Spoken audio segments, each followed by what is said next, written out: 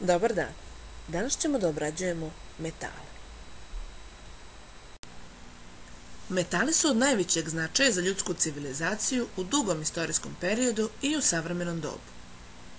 Cijela razdoblja istorijskog razvoja nazivaju se prema metalima koji su dominantno korišćeni, pa tako su nam poznata bronzano i gvozdeno doba.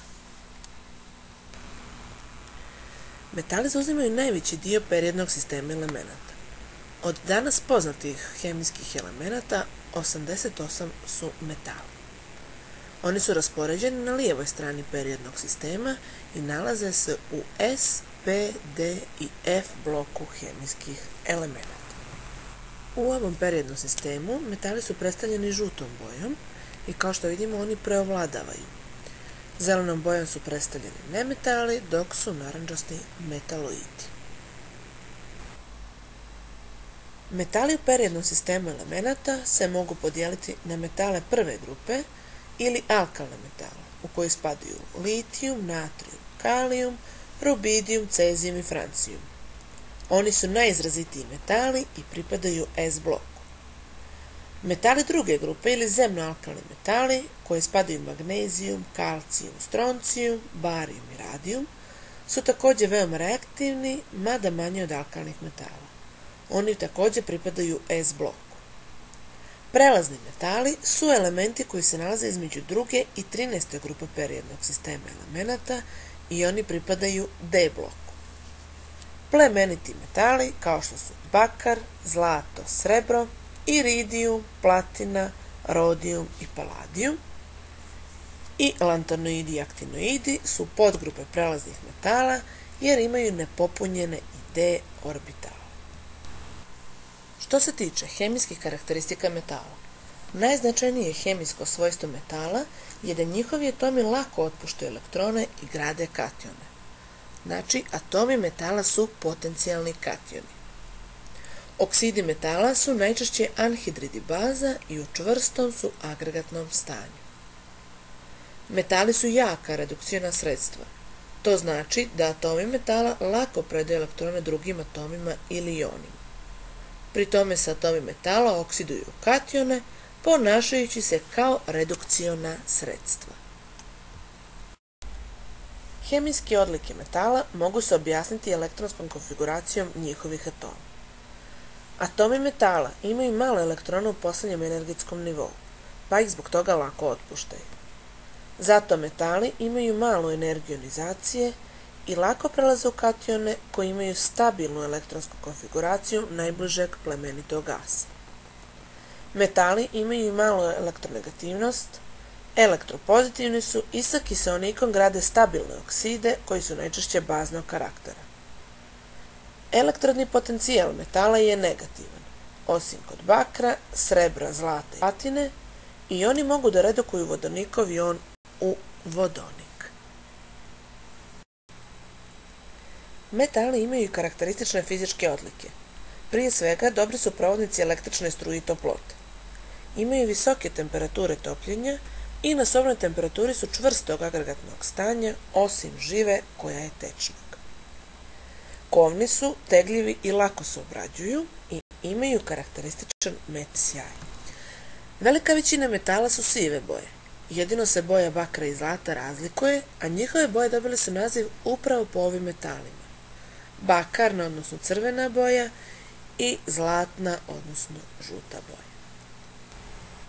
Fizičke osobine metala uslovljene su metalnom vezom koja postoji u njima. Valentni elektroni ne pripadaju jednom određenom atomu. Oni su delokalizovani i kreću se kroz cijel komad metala.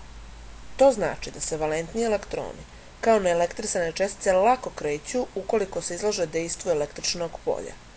Zbog toga su metali dobri provodnici električne struje.